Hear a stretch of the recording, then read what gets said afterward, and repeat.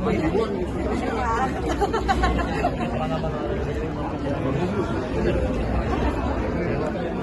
kan? Bus mana?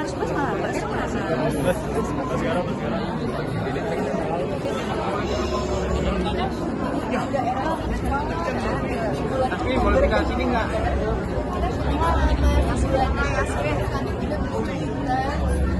Dingin banget cuacanya, bikin seru dan weathernya asik banget sih. Nanti kalian bisa lihat sendiri di filmnya, cuacanya bagus, landscape-nya semua indah banget, very memorable, very iconic. Kita kalau nggak salah 3 minggu sampai sebulan lebih, dan itu menurut aku pribadi syuting yang lama di luar negeri, meninggalkan anak dan keluarga dengan cuaca yang amat sangat dingin. Karena aku dari kampung nggak bisa dingin ya. Jadi ntar kalau teman-teman nonton di beberapa scene ada yang agak sedikit kedinginan. Ya, emang dingin banget, emang dingin banget. Jadi kalau aku bertanya-tanya kok di film nggak nyampe dinginnya kita ya, tapi kalau pas syuting dingin banget gitu loh. Emang dingin banget loh kemarin. Ya pengalaman paling lama aku jauh dari anak. Sementara tuh anak aku kan lagi umur 3 tahun dan lucu-lucunya. Jadi meninggalkan dia tuh seperti kayak meninggalkan dunia aku. Jadi aku sangat merindukannya. Sabar. Tapi emang bener kalau lo selalu ngomong di sini sama anak. Iya kan. Betul masakan ya, masakan rumah. Jadi kangen sambal beneran kan sambal. Itu sebenarnya tidak ada di skrip. Dan aku sebenarnya kangen sambal ya. Udah kata Pak Guntur, masukkan aja loh. Tutorial hijab. Sebenarnya kalau hijab itu ini adalah proyek kelima aku berhijab ya. Terus ya ada stylistnya sendiri untuk hijab, kayak Juju yang pasangin aku selama di Cina. Terus kita ngeliat inspiration paling dari ini sih, dari Pinterest. Belajar bahasa Mandarin. Nah, ini jago banget ya. Jago banget. Ayo, Ricis 5 bahasa dia. bahasa kalbu. Jadi memang sebelum syuting itu kita udah reading tuh, proses reading tuh lama ya, cukup sebulan lebih kayaknya ya. Dan itu memang berjalan terus hampir setiap hari, setiap minggu, sampai akhirnya Pak Guntur menghadirkan bener-bener guru bahasa Mandarin. Jackie Chan. Guru bahasa Mandarin, dan kalimat-kalimat aku tuh udah di print out sendiri 4 halaman. Jadi memang banyak kosakata yang harus aku pelajari berulang, sampai dikirimin voice note, sampai diteror tiap malam sama gurunya, langsung dites langsung, bahkan sampai di lokasi di set pun ada beberapa kata yang harus diulang, diubah lagi, entah itu yang nomor kamar lah, entah itu yang nama tempat lah, apa segala macam. Jadi banyak yang digonta-ganti. Cuman berterima kasih dengan teman-teman cast yang lain, sangat supportive banget, sangat membantu banget. Jadi kalau bisa ngeblank, mereka cukup membantu, terutama Yasmin, karena pembawaannya yang lemah lembut dan kalem. Jadi kalau aku sedikit lupa, nggak apa-apa kak. Ayo kak, nggak apa-apa. Aku nggak ngebantu. Ngebantu, abang juga ngebantu. Cuma kan abang kan lebih bahasanya loh, nadanya kan lebih tinggi. Aku tuh kalau lagi panik butuh ditenangkan, dia yang menenangkan aku gitu loh. Mungkin yang berkesan dari film ini adalah moral yang bisa aku petik itu, yang bukan untuk kita tidak akan berasa gampang. Jadi Tuhan itu udah punya jalannya dan udah punya tujuannya sendiri atau takdirnya untuk kita gitu. Jadi kita nggak boleh memaksakan apapun itu. Yang berkesan karena aku merasa Aisyah ini orangnya bangor banget ya.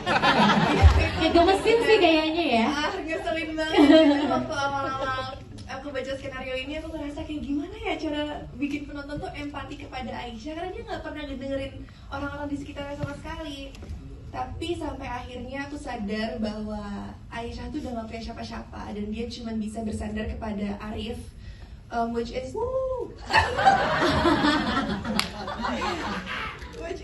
masa depannya dia. Itu yang membuat dia rentan itu. Mungkin pertama alasan untuk menerima peran sebagai Mo ini adalah bagaimana Pak Hartawan, Pak Guntur, Pak Peter, Bu Asma, dan juga Pak Niki di barisan belakang ini semua, mereka bisa membuat suatu karakter, suatu cerita yang bisa menggugah sepertinya hati banyak orang. Dan karakter Mo ini juga sesuatu yang juga kita diskusikan dengan Bu Asma ya Bu. Pada saat proses reading kita mencoba menciptakan karakter ini, bagaimana karakter yang bisa dicintai tapi juga tetap masih memiliki kekurangan mungkin di sini tidak begitu digambarkan karena kekurangannya banyak dari masa lalunya, tapi kita juga lihat betapa Mo ini seorang manusia dan itu karakter yang tentunya sangat menarik untuk diperankan. Tapi aku mau tanya, ini pertanyaan pribadi dari aku. Sebenarnya kamu emang benar-benar angkuh atau emang di film ini aja? Bener-bener apa? Angkuh, agak-agak cool. Songong bos, songong. Oh, songong. Iya nggak ya? Cool deh. Menurut kamu? menurut Emir? Iya, menurut Emir ya? Kadang-kadang kalau di grup chat suka balasnya cuma 1 huruf doang. Wow, ih sulit banget. Mas, hari ini mau jalan nggak? Y. A. Oh, oke, seirit itu ya, se-cool itu dia. Oke. Enggak. Oke, lanjut nih Kak Baskara, aku mau tanya nih, scene yang berkesan ini apa? Scene yang berkesan. Scene yang berkesan itu yang paling ditunggu-tunggu sih ya. Udah minta kena tapi katanya nggak boleh, kata Emil. Kesian deh. Oh pantesan ya, jawabnya ke kamu gitu ya, kayak Iya, emang gitu orangnya. Nggak apa-apa. Oke.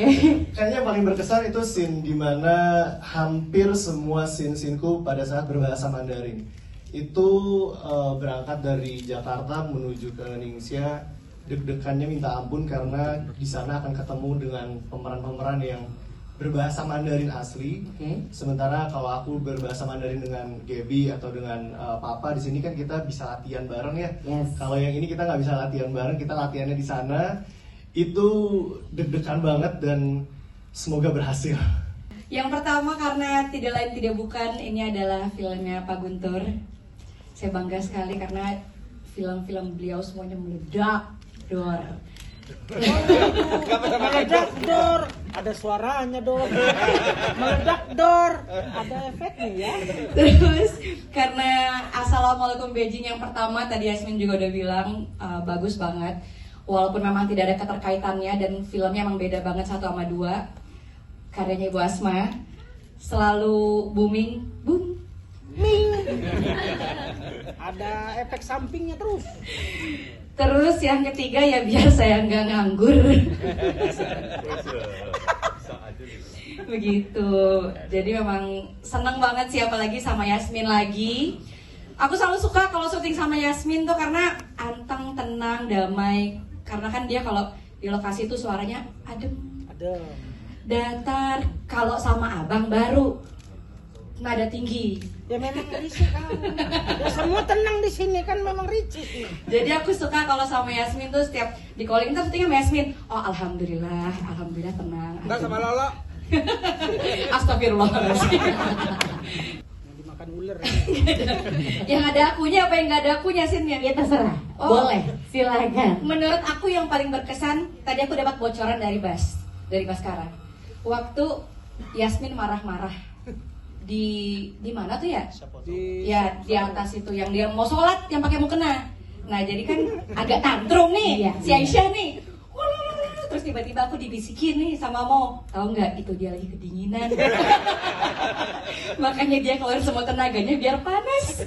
Katanya gitu kata Bas. Oh gitu ya, ternyata memang itu yang kayaknya paling berkesan deh menurut aku. Oh, bagus. Aku juga suka di sini tuh. Iya. Kayaknya natural gitu, terus emang berkesan tapi lucu imut gitu ya. Lucu banget. Tepuk tangan untuk Yasmin. Keren. Kenapa apa ya yang aku rasakan yang pertama, ini jujur nih, sebelum aku ditawarin film ini, aku tuh nonton film yang ada Yasminnya. Dan aku bilang sama bini aku, sayang kalau aku main film sama cewek cantik ini, Gak mungkin. bukan gitu Pak. Ya, setupnya udah dipotong gitu. Enak. Jadi aku bilang sama istri, kalau aku diajak main film dan ada dia gimana?